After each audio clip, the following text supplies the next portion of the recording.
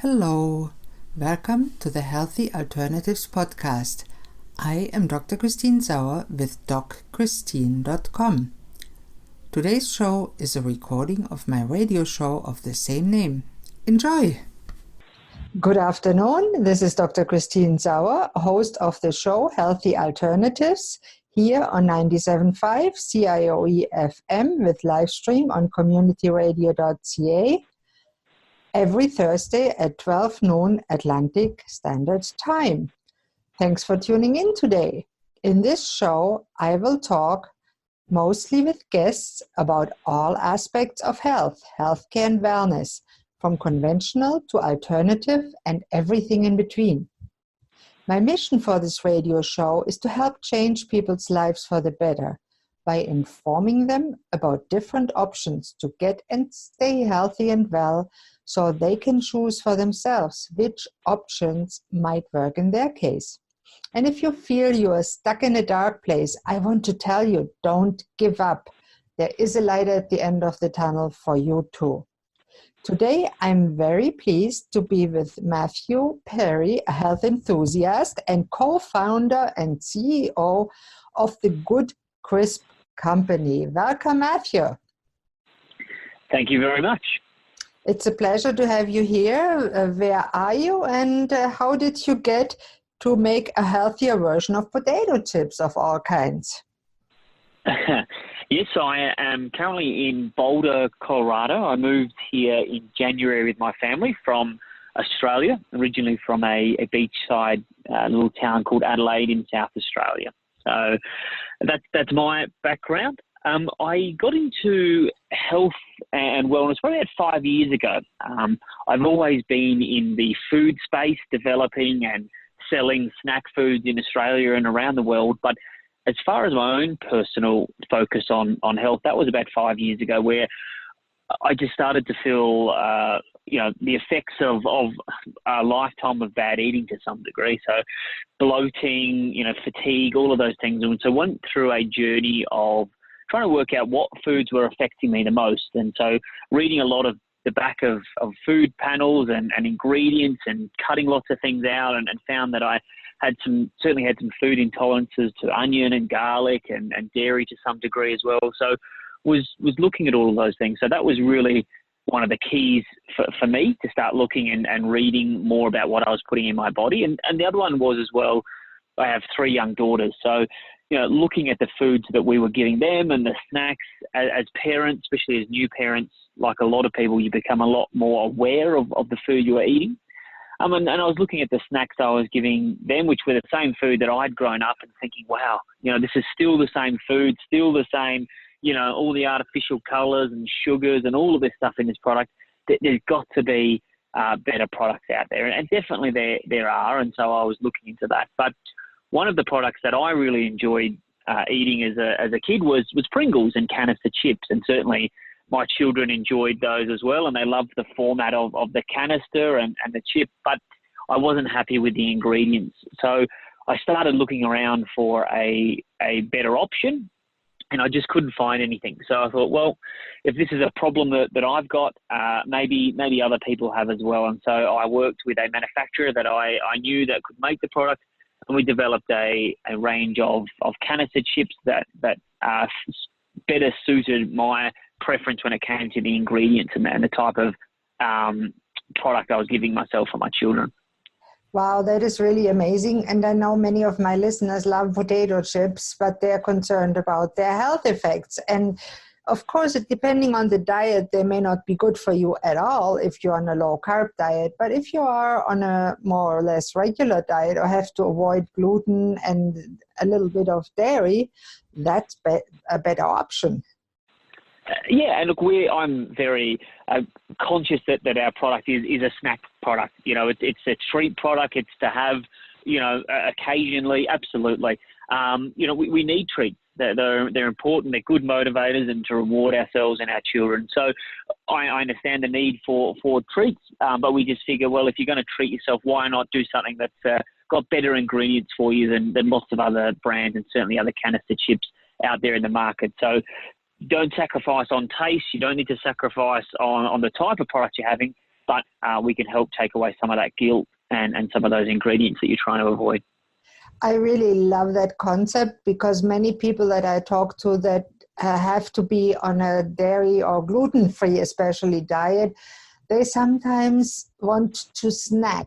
And if they don't have other options and they have a weak moment, they go out and buy regular potato chips, and whoops, they have a reaction. And that way they can avoid tripping up if chips is a weakness, which many people have. So that's beautiful. Now let's backtrack a little bit, because I'm intrigued that you grew up in Adelaide in Australia, and I myself, I'm a fan of Arthur Upfield, who wrote mystery set it in middle Australia with the Aboriginals, and a lot was in Adelaide and the Big Rock, and I always want to go to Australia. One day I will. Tell us a little bit about growing up there and how it was in Australia as compared to the States.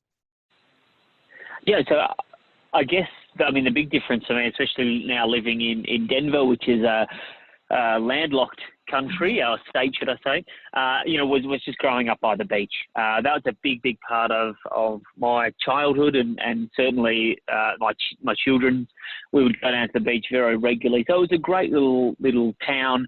We had, beautiful food and wineries and really gourmet food. And then we had lots of wonderful world-class beaches there as well. So not a very popular, it's got great tourist attractions, but, not as popular as the Gold Coast and the Great Barrier Reef and Melbourne and Sydney. So it's this little hidden gem there in Australia. So I really enjoyed my time there. But as our company grew and as our product expanded here in the US, there's just such a big population here and such a demand for natural products, through great grocery stores like Whole Foods and places like that.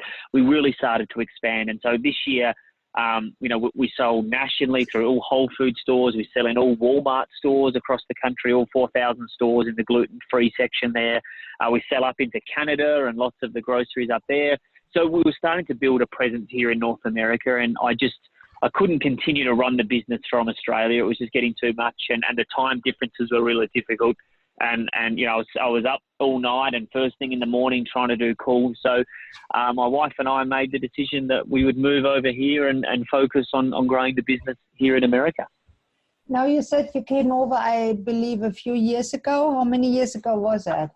No, just started this year. In January we came. So we've been here for... lived in Australia in January, in the middle of the summer, if I understand that right. Correct. You're right. It was 100 degrees by the beach. And came to snowy, mountainous Colorado. Yes. It was a bit of a shock, but there's certainly worse places in the world to experience. Denver is a wonderful place. The blue skies, the mountains, it's pretty beautiful. I've been in Denver and it is lovely, and there's hot springs close by and they are wonderful to bathe in. Correct. How old are your children, when I may ask? Of course, yes. I have 3 girls. They are 9, 6 and 4. So probably about the right age. We thought if we leave it any longer before we moved, it would become really tricky for them. Mm-hmm. So we just had that little window of time where we thought we could pick everyone up and move over here. So that's what we did, and it's worked out really well so far. I'm happy to hear that, and lovely 3 girls of a really nice age right now. Wait until they are teenagers. Yeah. Now, it is a worry. Young fella, so how did you resolve your own stomach issues? Because you talked about bloating and a kind of IBS-like feeling. Yes, correct. So part of it was...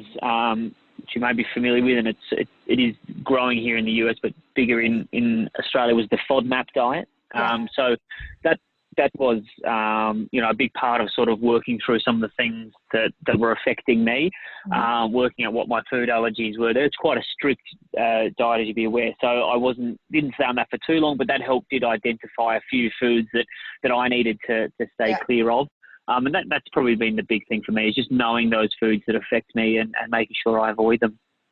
And I commend you for being able to find it out, because many people have big trouble finding it out. They go on all kinds of different elimination diets, and it gets better a little bit, then it gets worse again. In spite of being on the diet, then they can't keep the diet, and whoops, it's back. Yeah, it's a really difficult thing, and I certainly haven't got to the bottom of all of my issues, but I've certainly identified a couple of the key ones that I know that if I can avoid those, I can live a relatively unaffected life without the occasional flare up. So it's a sort of a balance, but definitely not perfect yet. Now, I suppose you're married. Am I right? That's correct, yes. How did your wife and the children react to you wanting to move to the US?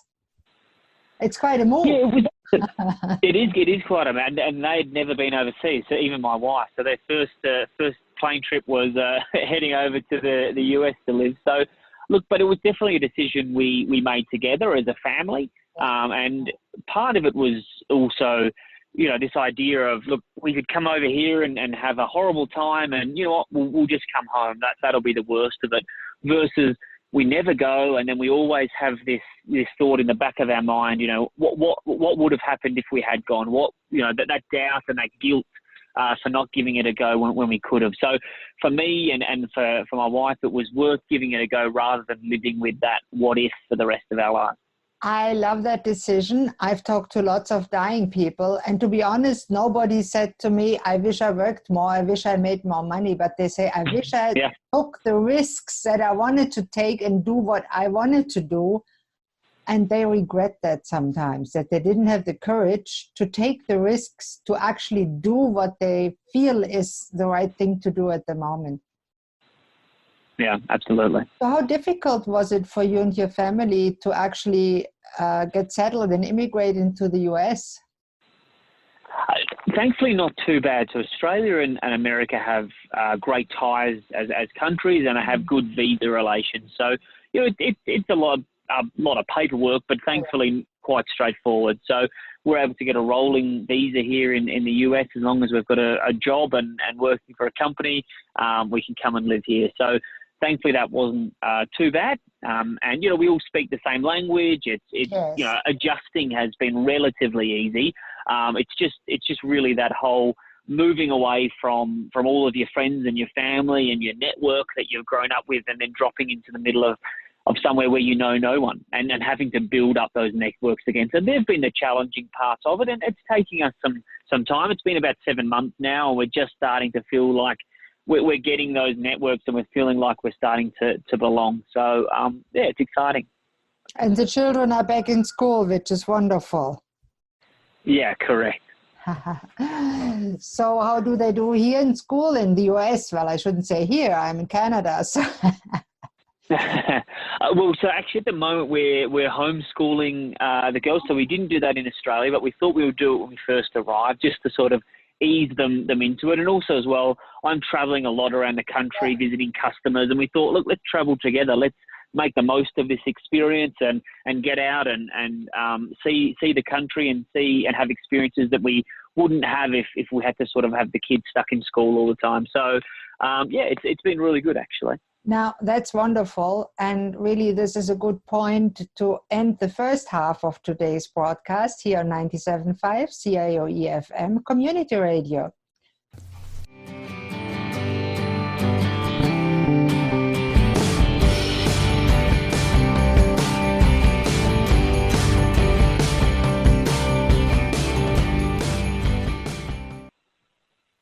Hello and welcome back to Healthy Alternatives here on 97.5 CIOE FM or on the web at communityradio.ca. I'm your host, Dr. Christine Sauer, and today I'm talking with Matthew Perry, co-founder and CEO of the Good Crisp Company. Welcome back, Matthew. Thank you. And in the first half, we were talking a little bit about your move with your family from Australia to the States. And tell us a little bit more about how you got to actually invent the Good Potato Chips, the Good Crisp Company. Did you start it in Australia? We did, yeah. So the product, as I mentioned, is like a better for you Pringles style product. So we knew we wanted it to have all of that nostalgic value that goes around with the canister chip that I love, that many of us grew up with. But just with a better ingredient base. So we knew it needed to be in the canister. We knew it needed to be in that shape. So we found a manufacturer, a world-class manufacturer that could do that, and worked with them on, okay, well, what do we want? And really, probably more specifically, what do we not want in the product? And that tends to be the case with potato chips.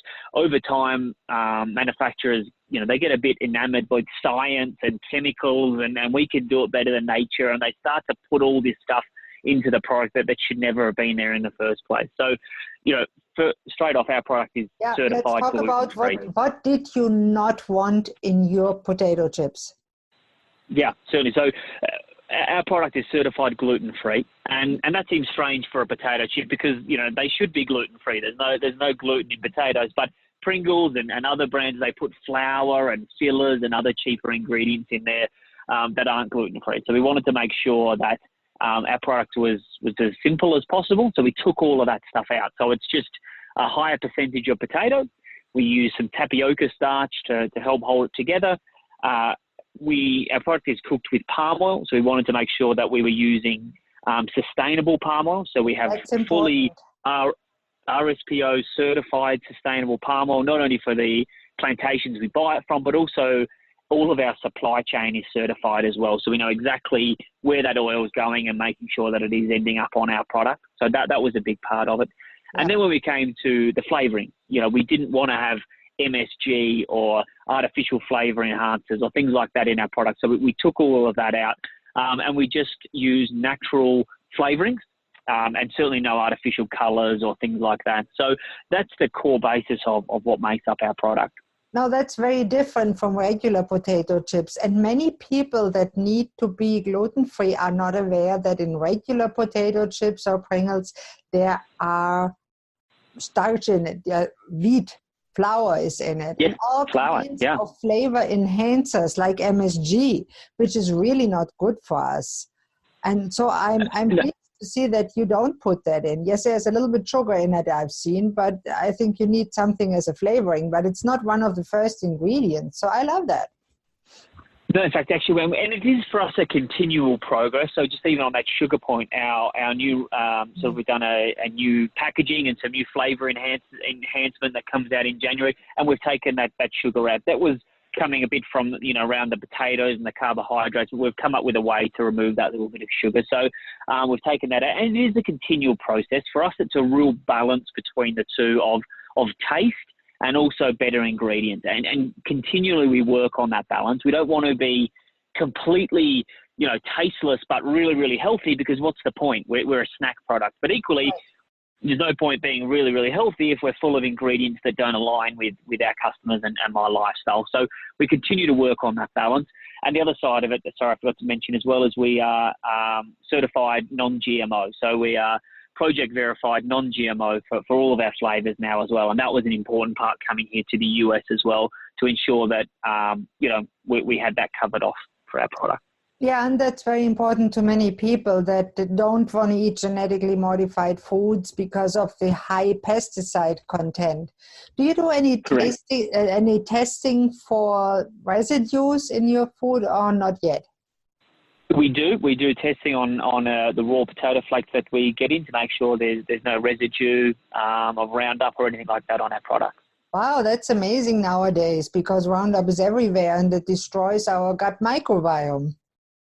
Yeah, exactly. Oh, yeah, I know. I have to taste your chips. Now, I looked on your website. What is it again? thegoodcrispcompany.com. Okay, and I looked on that, and it says on the website still shipping to the US only. Now I'm in Canada. What do I do when I want to taste your potato chips? Yes, we are in Canada now. We have a distributor out there, and we're starting to roll out into grocery stores up there. I don't know if our website has been updated yet, but certainly if people want to reach out to me or reach out to us via the contact us on the website, we can let them know their closest retailer. But we're in about 1,000 or so grocery stores up in Canada now, and that's continuing to grow as well. Excellent. Now, I'm on the East Coast, so usually it takes a little longer, but I'm looking forward to being able to get them because my husband especially, he loves potato chips. And You can get us on Amazon and also buy us through our website as well for those people. Oh, you can get it on Amazon.ca, or is it still on .com? .com, I think it will be. Yes. Yeah. Yeah, they ship to Canada sometimes. Yeah. It's a little tricky where you are. Where else are your potato chips available?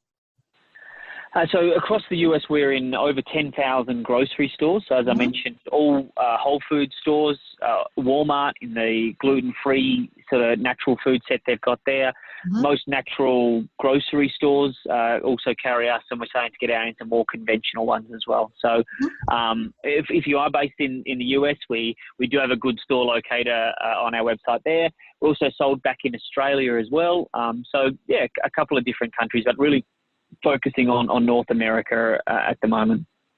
Now let's get back to the ingredients. What about the potatoes? Where do they come from? So we source them from either the US or from Denmark, Europe. So what kind of potatoes are there? I mean, coming from Germany myself, I'm now for 21 years in Eastern Canada. There's over 20 varieties of potatoes. And here we have white potatoes, yellow potatoes, red potatoes. That's pretty much it. How sad is that? There are a lot of various types. So our product actually takes potato flake. So that's what we use then, or dehydrated potato to then make our product. So it's molded to get that consistent shape, sort of unlike a potato chip where you're sort of getting a raw potato and cutting it up. We use the potato flake, which is then, as I said, molded and fried and flavored. Yeah, and most of the potato chips that you buy commercially are made this way because it is the most consistent way of producing the same kind of product that the consumer wants, right? That's correct. And certainly with our product, which fits into a canister, they all need and stack on top of each other. They need to be consistent. That's what gives it its uniqueness and gives it that sort of something a bit different. So, yeah, absolutely. And many people love it that way, and the canisters are easy to take with you. The chips don't break. So that's a big thing for your production probably. And many people don't think about how potato chips are produced. Tell us a little bit about how regular potato chips are produced and how yours are produced. Because people don't think that way where the food comes from anymore, and they should. Yeah, so Debbie said before, with a normal potato chip, I mean, there are lots of different ways to do it, but the most common is exactly, as you said, sort of you get a spud that's sort of peeled, or some brands leave the skin on. They're sliced up, and that then becomes the chip. They're then sort of fried and flavoured, and that becomes the chip and put into bag. So with us, and that's where you get that different shapes and sizes and irregularity in the product, and there's certainly a place for that, and it's an interesting chip to have. For us, it's got to be more about consistency. So, we use dehydrated potato, the same potato, but just flaked out and sort of almost not a potato mash, but sort of not a potato, sort of in between those two things, where it's sort of turned into a shape that we can stretch out and then stamp in our different shapes to make sure that we get the consistent product and the consistent texture all the way through our product. Well, now that is quite something to actually achieve that, because as I know, Pringles have a certain form and it's not flat. So I find it very interesting from the production technology side. And I know Pringles is formed, of course, from potato chips or potato flakes, but not the good kind. So that's interesting. Yeah, so they've added a lot of other things to flat, because potato is more expensive than flour and wheat and things like that. So their percentage of potato is certainly a lot lower than someone like ours. So, that's how it's done. And you're right, we get the curve in the product through the manufacturing. And there's only a handful of people in the world that can make canister chips. It's certainly not as popular as technology-wise as a normal potato chip manufacturer. Well, yes, but also people don't realize is that regular potatoes are often doused in Roundup and contain high concentrations of it, whereas yours are tested and have none. So that is a biggie, because here Yeah, the potatoes get doused with glyphosate, and they are high in glyphosate just to defoliate them. It's crazy, but they do it. Yeah, it is. It's disappointing. Yeah. And so that's good to know. And how do you source your other ingredients? We have about a minute left or two, so that will be just right. Yeah, so we use a world-class suppliers of ingredients. We sell millions of chips now across the country and around the world. So, we've gone from being a small little backyard company, while we're still only a handful of people, but product quality is really essential for us, especially now that we start dealing with the likes of Walmart and places like that. So we use and source our ingredients from world-class suppliers all around the country and all around the globe that can give us the best quality to ensure we have consistent and safe product. And I'm really happy to hear you talk about a healthier snack product that's actually sourced with good ingredients and that you can recommend instead of snacking on regular potato chips. If you choose to snack, hey, try those Good Crisps by what's it called? Good Crisp Company.